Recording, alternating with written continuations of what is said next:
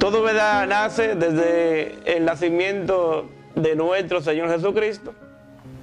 Como, ¿verdad?, el ángel Gabriel pues visita el hogar de María, ¿verdad?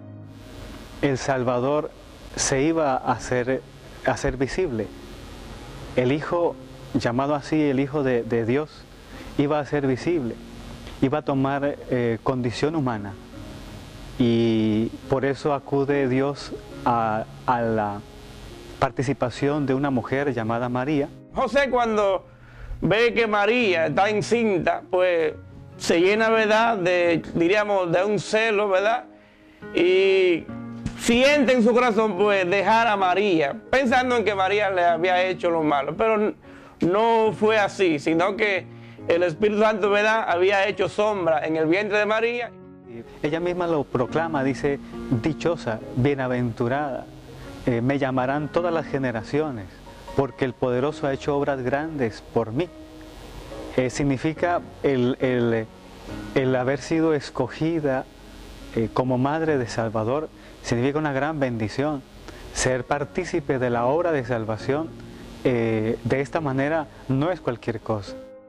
Cuando nos referimos al nacimiento de Jesús, debemos necesariamente ver las profecías que se anunciaban en torno a él. El caso del profeta Isaías, cuando en el capítulo 9, verso 6, dice que un hijo nos ha nacido, hijo, ¿verdad?, dando a entender que una virgen había concebido y había dado a luz un hijo. Esa profecía, unos 600 años antes del nacimiento de Jesús, la vemos ya enmarcada cuando en el Evangelio de Lucas, por ejemplo, y en otros evangelios se presenta, pero mayormente el Evangelio de Lucas hace una mayor referencia a lo que es el anuncio del nacimiento y el nacimiento mismo de Jesús. Bueno, él nació, en su proceso, luego de su concepción, fue un proceso normal de cualquier niño, fue un proceso normal. ¿Cómo ocurre este nacimiento? Precisamente ocurre en Belén, el lugar preciso donde debía nacer el Mesías, ya que él era descendiente de David, y David también había nacido en Belén. Su nacimiento, su proceso normal como cualquier niño, que también necesita de la ayuda de sus padres para su sustento, para su alimento. Él también fue amamantado por la leche materna de la Virgen María. Él también necesitó alimentarse, él fue como un niño normal, también en sus momentos compartía con los otros pequeños. Jesús creció en Nazaret como un niño normal, común y corriente. No habían poderes en él, como muchas veces tienden a presentar a Jesús. Debemos entender que Jesús tiene una niñez y una adolescencia muy normal. La Biblia dice que el niño crecía en sabiduría, en conocimiento y en gracia para con Dios y con los hombres. Su formación también fue muy especial, y lo más seguro es que se entiende que de ello fue lo que aprendió en primera instancia quién era Papá Dios, quién era, porque él no lo adquirió por obra, digámoslo así, distinta al conocimiento nuestro. No, él también lo fue aprendiendo. La Biblia no hace mucha referencia a esta etapa de la vida de Jesús, de su niñez y de su adolescencia. En ese caminar hacia el templo de Jerusalén, las fiestas de la Pascua, en ese regreso de ese lugar, él se perdió, fue encontrado en el templo, y luego de ese encontrarse con sus padres nuevamente, dice el texto en San Lucas que él siguió sumiso a sus padres, y esa sumisión iba precisamente de la mano en su formación, no solamente espiritual, sino también de todo ser humano. Juan el Bautista ve a Jesús, mientras Juan bautizaba en el río Jordán, ve a Jesús y dice: he aquí el Cordero de Dios que quita el pecado del mundo. En ese momento Jesús pasa para ser bautizado por Juan. Juan, entendiendo quién era Jesús, no se atrevía a bautizarlo, pero Jesús dijo: deja, para que así se cumpla toda justicia de parte de Dios. Cuando Jesús es bautizado en el río Jordán, entonces vemos cómo cómo empieza el Espíritu Santo a venir sobre él en ese momento. Y la señal que se le había dado a Juan el Bautista era precisamente que el Mesías sería aquel sobre el cual el Espíritu Santo reposara sobre él en forma de paloma. Y precisamente aquella paloma vino, se posó sobre Jesús, y esto fue señal para Juan el Bautista entender que aquel era el Mesías que había de venir. Bueno, él siempre estuvo muy de cerca con aquellas personas que su labor, su oficio era, el más humilde, digámoslo así. Y esa cercanía con estas personitas hizo que comenzara una familiaridad muy bonita con estas personas, al punto que ellos se ven en esa invitación muy especial a compartir con él la vida de Jesús mismo, que era una vida digamos así, común, normal, en el sentido que pues en un principio lo que hacían, se entiende, lo que hacía era vivir la vida desde el bien, desde la enseñanza de Dios, desde el compartir, desde la comunión, y por eso esa cercanía hace que sus discípulos, ante la invitación de Jesús a seguirle, lo hicieran sin ningún obstáculo. Cuando les hace la invitación a acompañarle a Jesús de esa manera especial, ellos lo hacen sin ningún obstáculo. Se entiende que en ellos había también una familiaridad, una cercanía. La cercanía que pueden tener los amigos, los familiares, y sabemos que Jesús, en ese sentido de darse a los otros, de compartir con los otros, de estar con los otros, siempre lo manifestó, siempre manifestó, y eso atrae mucho. Sabe que el testimonio de vida arrastra mucho, unifica, hace más cercana la vida comunitaria. La amistad con ellos, con sus discípulos, siempre se entiende desde allí que eso fue muy especial, pero partiendo de ese testimonio de Jesús, que siempre les mostró que el obrar en el bien, en la rectitud, en la bondad, en el servicio. Jesús entonces, para establecer su misión en esta tierra, reúne un grupo de personas, discípulos, judíos, ¿verdad?, que fueran personas que se integraran por completo y se definieran a favor de su misión que iba a establecer en esta tierra. Para esto Jesús elige a 12 personas, quizás no lo más entendido en asuntos de fe, quizás no lo más entendido en cuanto a examinar las Escrituras, pero sí eran hombres del sencillo, eran pescadores mayormente de la zona de Galilea, y estos fueron los que Jesús se rodeó con ellos, porque eran personas sencillas, personas que podían entender la revelación de Dios, no eran personas orgullosas, y esto nos da a nosotros a entender que verdaderamente el ministerio de Jesús fue un ministerio de mucha humildad. La misma manera de Jesús nacer en un establo en Belén, de una manera muy humilde, nos da a entender que su ministerio estaba basado precisamente en esta humildad.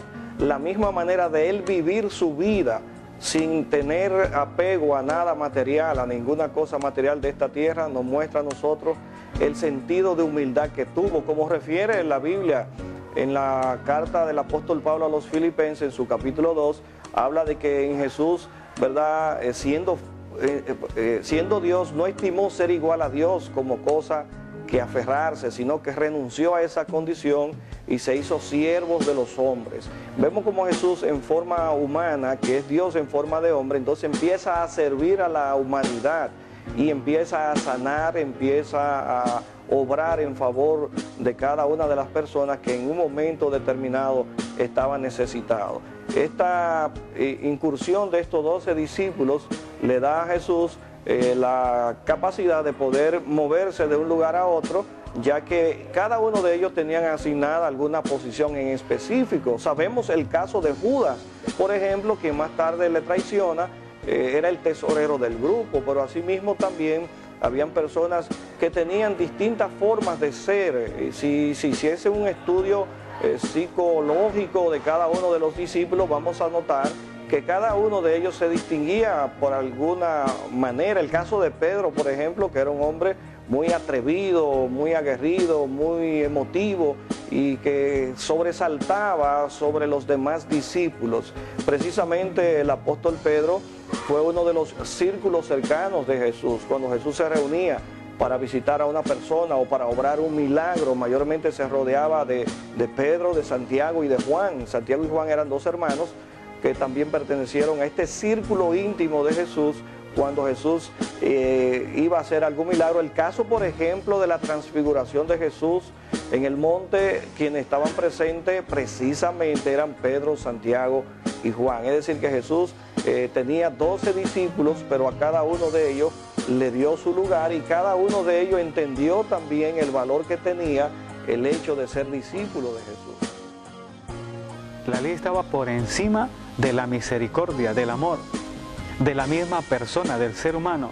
La ley la habían colocado por encima, cuando debe ser debe tenerse en cuenta, cuando en sí debe tenerse en cuenta que primero está el amor, primero está la misericordia, primero está el ser humano.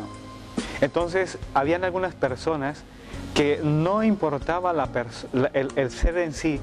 A ellos no les importaba mucho el ser en sí, sino que se cumpla la ley. Jesús se vio expuesto en muchas ocasiones a morir por cada uno de estos religiosos que no querían recibir el mensaje de él. En una ocasión querían matarlo y Jesús cruza por en medio de la multitud, saliendo de ellos. Porque a ellos no les importaba mucho la persona, sino que se cumpliera la ley, que se cumpliera la ley. Entonces, ¿qué podíamos decir?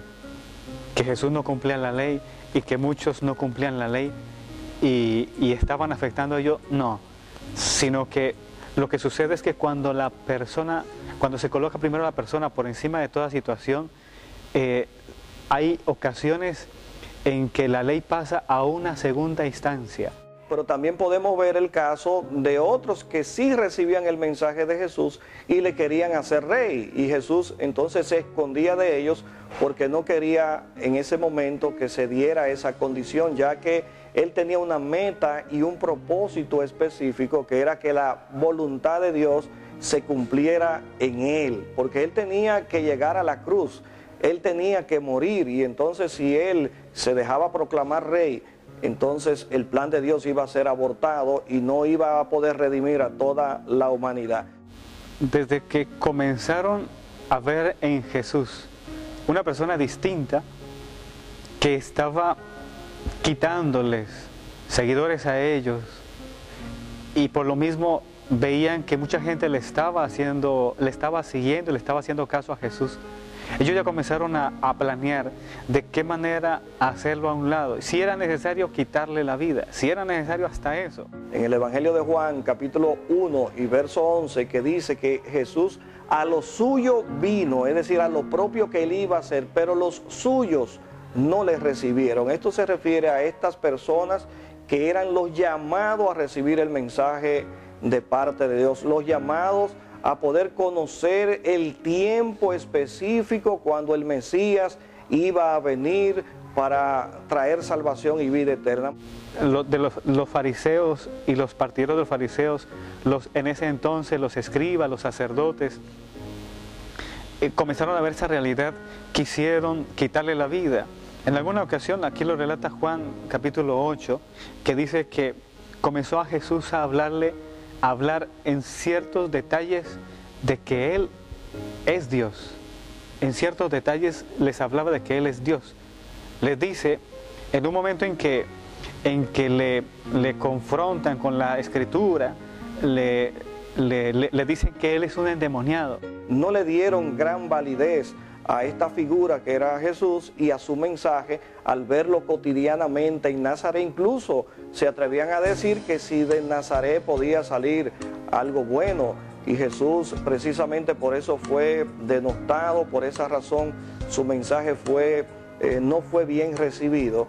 Pero a pesar de todo, que una religión no quiso recibir el mensaje, muchos sacerdotes, dice la Biblia, obedecían a la fe, muchos se convirtieron ya luego de su muerte y resurrección, cuando los discípulos empezaron a llevar el mensaje del Evangelio por toda Judea, por toda Jerusalén, por Samaria y hasta lo último de la tierra. Él había entendido que había sido enviado para una misión especial y era a través de su vida, de su sacrificio, nuevamente darle la salvación al ser humano, darle la oportunidad de entrar al reino de los cielos, darle por ello mismo el perdón de sus pecados, aquella deuda que a causa del pecado el ser humano, el hombre, había entrado a deudar con Dios. Pero aquí vemos cuando Judas se acerca a Jesús, la manera de entregarle y de darle a conocer es dándole un beso. El beso era una manera cotidiana, un saludo normal entre los judíos de ese tiempo, y todavía en algunas naciones y algunas culturas conservan esta tradición de dar un beso a sus amigos. Pero viendo que era de noche, ¿verdad?, era muy difícil identificar a Jesús entre tantos discípulos, así que Judas, cuando se acerca a él, la manera de que los demás que iban a aprender a Jesús en esa noche se dieran cuenta era cuando éste le diera un beso. Jesús reacciona y le dice: con un beso entrega al Hijo del Hombre. Ya Jesús sabía, incluso en la cena, cuando él estaba compartiendo con los discípulos, él sabía que uno de ellos le iba a traicionar. Incluso ya Jesús sabía, Jesús era Dios, y en su presencia ya él sabía cuál de ellos le iba a traicionar.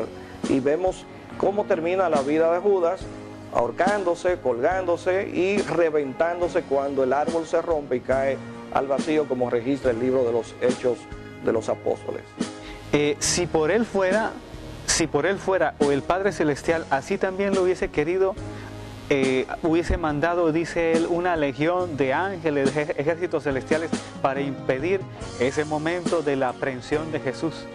Pero como Jesús sabía que para eso había venido aquí a la tierra, para dar su vida, para morir de esa manera, crucificado, permite que él sea arrestado, y por eso a los apóstoles les pide que no actúen de ninguna manera por impedir que él sea tomado preso y llevado al sacrificio.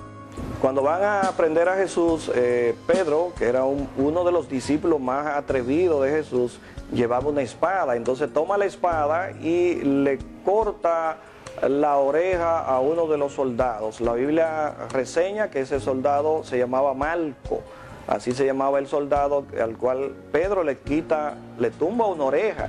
Ahora, la pregunta que pudiéramos hacernos: ¿Pedro le lanzó la espada a la oreja o a la cabeza? Yo creo que él le lanzó a la cabeza y cortó la oreja de aquel hombre, pero todo esto era para que se cumpliese la profecía de que Jesús iba a ser contado entre los perversos, los delincuentes, ¿verdad? Entonces era necesario que esto ocurriera para que se cumpliese de esa manera la Escritura. Le cogen preso, le llevan ante Herodes, luego ante Pilato, y como que ninguno de verdad encuentra motivos, razones suficientes para quitarle la vida. Entonces Pilato lo que dice: mire, hagamos una cosa, azotémoslo, démosle un castigo ejemplar para que no siga haciendo lo que hasta ahora ha ido haciendo. No contentos con ello, el pueblo pide: crucifíquenlo, que era la máxima condena a todos aquellos que se colocaban en contra, según ellos, en contra de Dios y sus propósitos. A Jesús es llevado para ser enjuiciado, es flagelado, es castigado, lo cual no era correspondiente. Esto fue algo ilegal, porque primero la persona debía ser juzgada y luego de ser juzgada, entonces era sentenciada. Pero Jesús fue sentenciado a un castigo aún antes de que fuese juzgado. Allí Jesús delante de Pilato es presentado, y Pilato en todo momento trata de liberar a Jesús. En todo momento Pilato trata de buscar la manera de que Jesús quede libre. De hecho, busca a uno de los criminales más perversos que en ese momento habían en la nación, y es el caso de Barrabás, como último recurso para que Jesús fuese liberado, le da a escoger al pueblo entre Jesús y Barrabás. Pero el pueblo, dirigido por los religiosos, y el pueblo ya que antes le había recibido a Jesús de una manera triunfante en Jerusalén, ahora se había confabulado también con los sacerdotes y con los emisarios romanos para entonces llevar a Jesús a la crucifixión. Son precisamente los sacerdotes, los escribas, los fariseos y saduceos quienes piden la pena de muerte máxima que había en el Imperio Romano, que era la crucifixión, la piden para Jesús. Y la crucifixión era una pena de muerte terrible, una pena de muerte ignomiosa, una pena de muerte que estaba reservada solamente para los más grandes criminales, o para ningún romano, por ejemplo, podía morir crucificado. Eso era una ley que estaba establecida de que ningún romano podía morir crucificado, a excepción de aquellos romanos que eran soldados y que desertaban del ejército, entonces eran reos de morir en la crucifixión. Vemos, como hablábamos hace un momento, lo humilde del ministerio de Jesús, que aún también en su muerte vemos que sufre la muerte más humillante que pueda haber, siendo muerto como un criminal en una cruz y en medio de dos malhechores, dando a entender que el que está en medio es el más grande de los malhechores. De esta manera humillaron a Jesús a ser crucificado, y vemos de cómo el pueblo elige que Jesús sea crucificado, dirigido por los sacerdotes del momento, por la religión. Es penoso que sea la religión la que cause que el Hijo de Dios fuera muerto en una cruz. Dios nunca quiere la condenación del ser humano, nunca, absolutamente, porque para eso no nos creó Dios, para la condenación, sino para la vida eterna. Por eso, en ese gesto misericordioso, pide Jesús al Padre Celestial que no tenga en cuenta ese pecado, ese actuar de aquellos que le condenaron, de aquellos que le crucificaron, de aquellos que le dieron sentencia, que no tuviera en cuenta esa realidad de pecado, sino que por el contrario les perdonara su falta, porque al desconocer la verdad estaban obrando impulsados por muchas otras situaciones, menos por un conocimiento verdadero de la historia de la salvación, de la palabra de Dios. Si estaban obrando, no lo hacían en mucho a conciencia, en otras palabras, no obran a conciencia, sino impulsados unos por la avaricia, por la envidia, por los celos, que usted sabe que eso no viene de Dios, y otros en obediencia a aquellos jefes que les pedían, que les pidieron que le crucificara. Pero Él siempre buscó la misericordia y el perdón para todos nosotros, aún incluyendo para aquellos que le crucificaron, porque no quiere la condenación. Cuando Jesús está en la cruz, ya que ha sido sentenciado a morir, entonces se conoce popularmente lo que entendemos como las 7 palabras en la cruz. Realmente no fueron 7 palabras, fueron las 7 frases que Jesús pronunció mientras estaba en la cruz. Una de estas la hizo en referencia a perdonar a todos aquellos que le habían hecho mal. Él dice en una de estas frases: Padre, perdónalos porque no saben lo que hacen.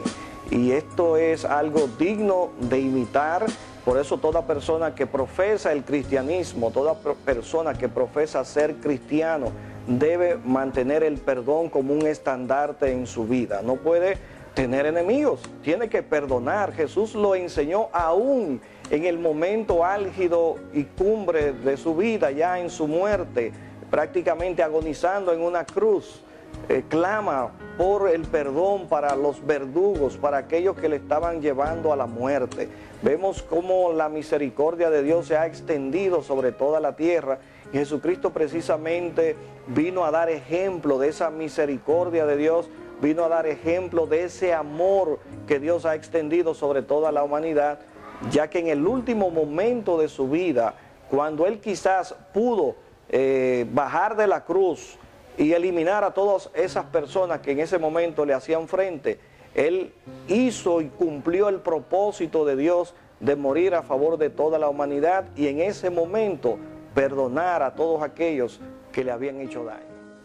Sabemos que en cierta parte de la humanidad hay una versión o hay una forma de entender de que el ser humano no está creado para la eternidad, que el ser humano solamente fue creado para esta instancia, para este espacio-tiempo y no más, como los animalitos. Y por lo mismo, al pensar de esa manera, obra de la misma manera, porque ya no obra en búsqueda de lograr ese propósito de la vida eterna, no, ya no obra de esa manera, ya no se valora a sí mismo. Por lo mismo, ya hacer el mal o no hacerlo, leer lo mismo. Pues la resurrección de Jesús pone de manifiesto que nuestra vida no termina aquí, que nuestra vida está proyectada a la vida eterna como tal, que está proyectada hacia esa vida que es la vida de Dios, porque Dios es eterno. Dios nos ha participado de su eternidad y quiere seguirnos participando de todo lo que es Él, de todo lo que Él tiene. Por eso vio necesario vivir una vida como la nuestra, aquí con nosotros, para darnos a entender que ese propósito de Dios de la vida eterna es posible. Es posible, no es algo imposible, difícil de alcanzar, no. Por eso mismo Jesús se hizo uno como nosotros para hacernos entender que sí es posible la vida aquí en la tierra en proyección a la vida futura. Permite Dios en la persona de Jesús que se suceda esta realidad, permite Dios que Él muera, Jesús muera, por eso mismo su condición humana hace que se experimente la muerte en su ser, pero también pone de manifiesto Dios que la muerte no está por encima de Dios. Luego de Jesús ser crucificado, entonces es llevado a una tumba, la tumba de José de Arimatea, una tumba donde nunca antes habían colocado una persona. Así se cumplía otra escritura que decía que con los ricos fue colocado en su sepultura. Y aquella sepultura de Jesús que estaba labrada en las rocas, había sido preparada por José de Arimatea, precisamente que era un hombre rico, y los ricos labraban las tumbas para ellos entonces en rocas naturales, para ellos allí entonces permanecer y durar todo el tiempo, ¿verdad?, de su muerte, permanecerlo en ese lugar. Aquí vemos cómo Jesús es ungido también en esa sepultura. Vemos el caso de Nicodemos, que lleva lleva perfume, ¿verdad?, para colocarlo sobre el cuerpo de Jesús. Allí es colocado Jesús en esa tumba, pero lo grande y trascendental de todo esto es que al tercer día Jesucristo salió de la tumba. La muerte no pudo retener a Jesucristo y ocurrió tal y como Él lo había predicho. Él dijo que cuando destruyeran su cuerpo en 3 días, destruyan este templo y en 3 días lo volveré a levantar. Él daba a entender con esto que era su cuerpo, ¿verdad? El templo, el cual si era destruido iba a ser levantado. Eso ocurrió con Jesucristo. Su resurrección, salió de entre los muertos. Y es importante, y esta es una doctrina vital del cristianismo, la resurrección de Jesús. Si Jesús no hubiese resucitado, dice el apóstol Pablo, vana fuera nuestra predicación. Y esa es la fe que nosotros tenemos, cada uno de los cristianos, en saber que Jesús no se quedó en la tumba. Como otras personas que han muerto, otros líderes de otras religiones murieron, quedaron sepultados allí, se consumieron, ¿verdad?, y se convirtieron en cenizas. Sin embargo, Jesús no vio corrupción, su cuerpo resucitó. Él está vivo, Él está a la diestra de Dios. Y esa es la garantía que tenemos cada uno de nosotros, los cristianos, de que un día, así como Jesús resucitó de entre los muertos, si nosotros morimos en esa esperanza, asumiendo a Jesucristo como nuestro Señor y como nuestro Salvador, un día también nosotros habremos de resucitar de entre los muertos para estar siempre con el Señor. Esta es la garantía de fe del cristiano, la resurrección de Jesucristo, que fue la gran victoria, lo que selló la gran victoria de la obra ministerial de Jesucristo cuando vino a morir por cada uno de nosotros para darnos vida eterna.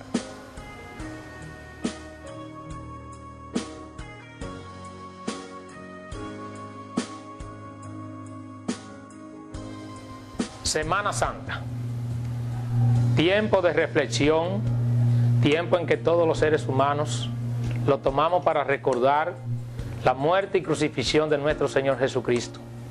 Y yo pienso que más que celebrar es un tiempo de reflexionar en nuestras vidas y recordar todo lo que el Señor Jesucristo hizo por nosotros.